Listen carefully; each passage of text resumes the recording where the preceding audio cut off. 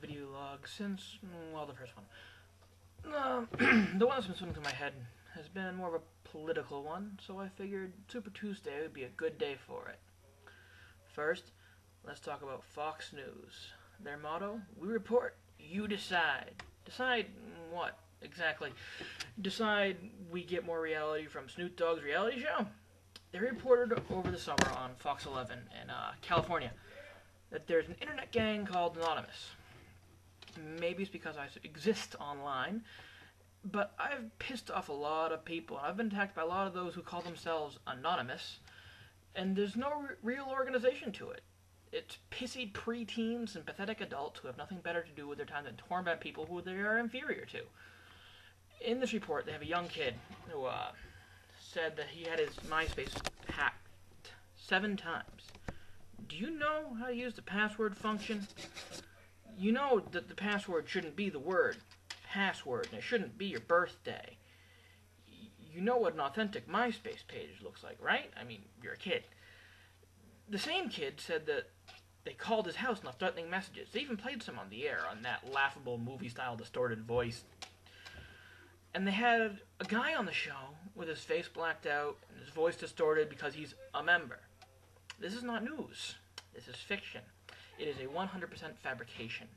Most news stations get their news from a print source. And they do a piss-poor job of attributing it to it, but whatever. This was not a story. This was not a story from a newspaper. They made this up. They did it for ratings. They did it to scare people. I don't know why they did it, but they did it. And it's wrong, both factually and ethically. And a few weeks ago, you might remember this, they reported on Xbox 360's role-playing game Mass Effect with psychiatrist Cooper Lawrence. Now, again, this may be because I'm a gamer, I work at a game store, and I subscribe to the belief that games, as well as TV, music, and movies, cannot take a happy, normal kid and turn him into an angry, violent, evil person. But this report was inaccurate. Well, not in the same degree as an honest report, because it's always fun to make fun of video games. The report said the game had full frontal nudity, which is false. It said it had interactive sex scenes, which it doesn't. And it depicts women in a sexual and inappropriate way, which it doesn't. Cooper Lawrence was bashing the game, like, you know, she does. But she's just saying all these things about it, that studies where kids who play video games don't know the difference between reality and the video game. I want to know what kid this is, and just sit them down and just inform them that this is a TV. What's in there isn't real most of the time. It's none of the time for watching Fox. But I prefer to spell Fox F-A-U-X. That's the point. When Cooper Lawrence was asked if she'd ever played Mass Effect, she acted like it was the most laughable question ever posed. She went, no.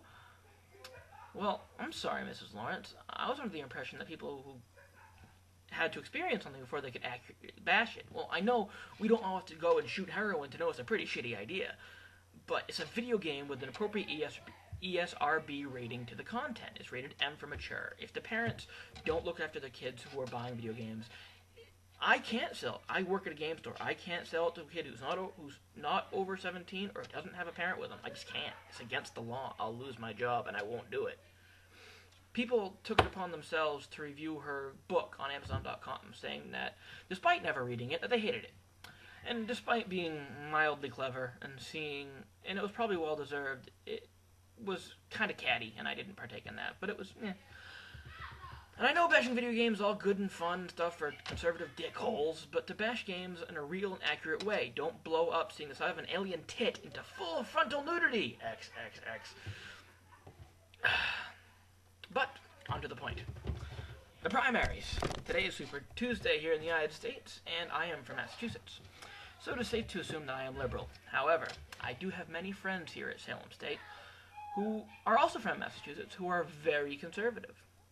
So don't think I'm a Republican-hating asshole, because a lot of my friends vote Republican, my best friends. But being from Massachusetts, I know that Mitt Romney has won the Republican primary here.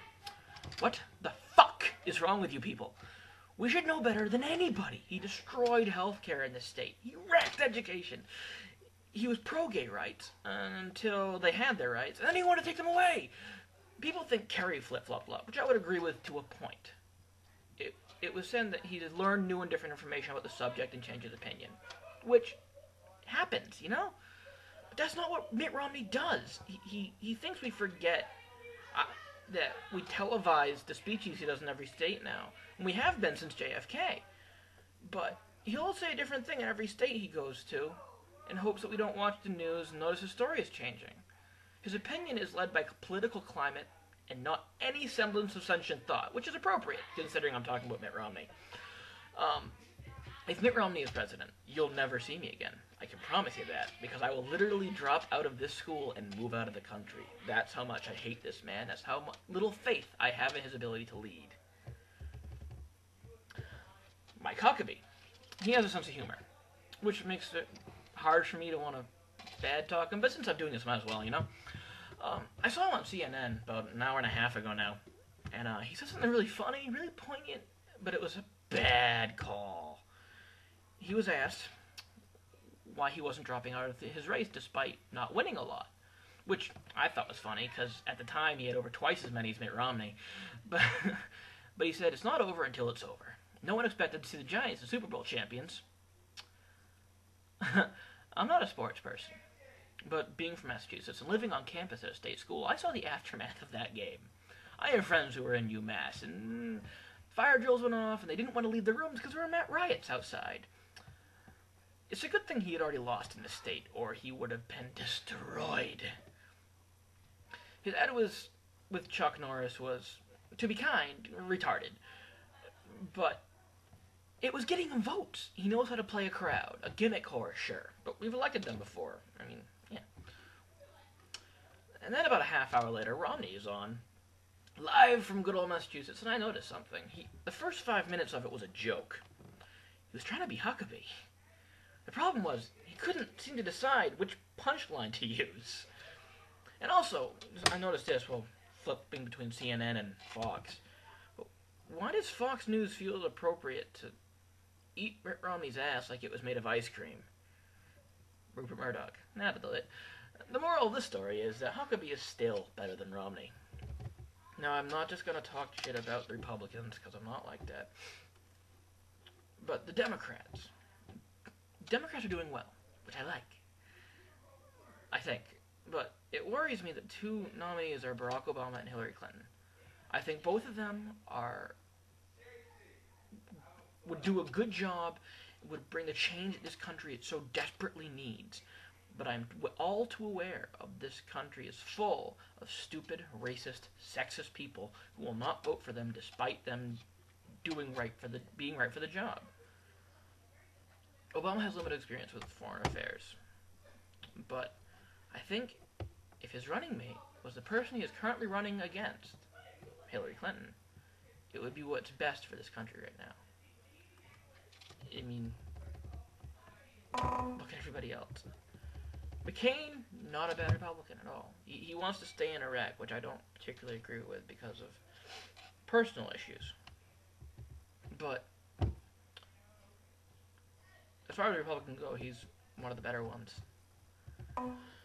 Now, I am fully prepared for people's comments, so bring them on. It is bad form to rant such as this and not expect retribution, but I will warn you.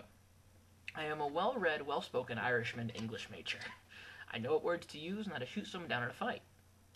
In the words of Republican President Theodore Roosevelt, speak softly and carry a big stick. You will go far.